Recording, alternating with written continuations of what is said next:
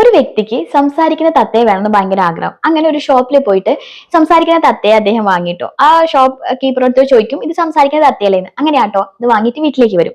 അന്നീ ദിവസം മുഴുവൻ അതിനോട് ഒരുപാട് സംസാരിച്ചു, പക്ഷെ തിരിച്ചൊന്നും പറയുന്നുണ്ടായിരുന്നില്ല കേട്ടോ. പിറ്റേ ദിവസം ആ ഷോപ്പിൽ അടുത്ത് പോയിട്ട് ചോദിച്ചു, ഈ തത്ത ഒന്നും സംസാരിക്കുന്നില്ല, അതെന്താ അങ്ങനെ ഒന്നും സംസാരിക്കാത്തതെന്ന്. അപ്പൊ പറഞ്ഞു, നിങ്ങൾ അതിന് ഇത് കൊടുക്കും എന്നുള്ളത്, ഓലയില്ലേ, തെങ്ങോല കൊടുക്കും, അത് കൊത്തിയിതാക്കുമ്പോ അത് സംസാരിക്കും എന്ന് പറഞ്ഞു. ഓക്കെ പറഞ്ഞു, തിരിച്ച് വീട്ടിലേക്ക് വന്നു കേട്ടോ.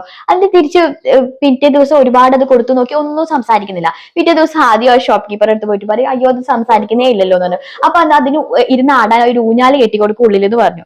അങ്ങനെ ഊഞ്ഞാല് കെട്ടിക്കൊടുത്തു.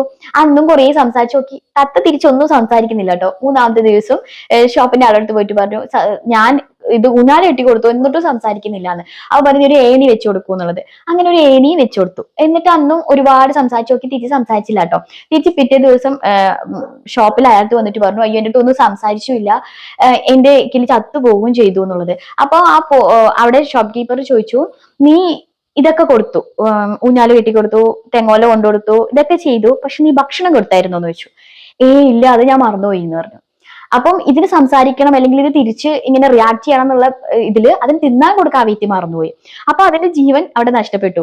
നമ്മൾ പലരും അങ്ങനെയാളെ, നമ്മൾ ഒരുപാട് ആളെ സ്നേഹിക്കുന്നുണ്ടാവും, നമ്മൾ ഒത്തിരി അവരെ സ്നേഹിക്കുന്നുണ്ടാവും. തിരിച്ച് അവരുടെ സ്നേഹം കിട്ടാൻ നമ്മൾ ഫോൺ മേടിച്ചു കൊടുക്കും, മാല മേടിച്ചു കൊടുക്കും, ഡയമണ്ട് മേടിച്ചു കൊടുക്കും, എല്ലാം മേടിച്ചു കൊടുക്കും. പക്ഷെ അവർക്ക് ആവശ്യമായിട്ടുള്ള ടൈമോ അല്ലെങ്കിൽ അവർക്ക് ആവശ്യമായിട്ടുള്ള പരിഗണനയോ ഒന്നും കൊടുക്കാതെ അവരിൽ നിന്ന് തിരിച്ച് എന്തൊക്കെയോ എക്സ്പെക്ട് ചെയ്തുകൊണ്ടേയിരിക്കാം. പക്ഷെ അവർ ഒരിക്കലും ആവശ്യപ്പെടാത്ത ഒരുപാട് കാര്യങ്ങൾ കൊടുത്തുകൊണ്ടേയിരിക്കും അല്ലെ. ഇതിന് അവസാനം എന്താ ഉണ്ടാവുക, നമ്മൾ വിട്ട് അവര് ദൂരേക്ക് എവിടേക്കോ പോകും. അപ്പൊ തീർച്ചയായിട്ടും സ്നേഹം എന്ന് പറയുന്നത് വളരെ ഇമ്പോർട്ടന്റ് ആണ്. ആ സ്നേഹത്തിൽ വളരെ ഇമ്പോർട്ടന്റ് ആയിട്ടുള്ള കാര്യം എന്ന് പറഞ്ഞാൽ തിരിച്ച് നമുക്ക് കിട്ടാൻ മാത്രമല്ല, നമ്മൾ അങ്ങോട്ട് കൊടുക്കുക എന്നുള്ളതാണ്.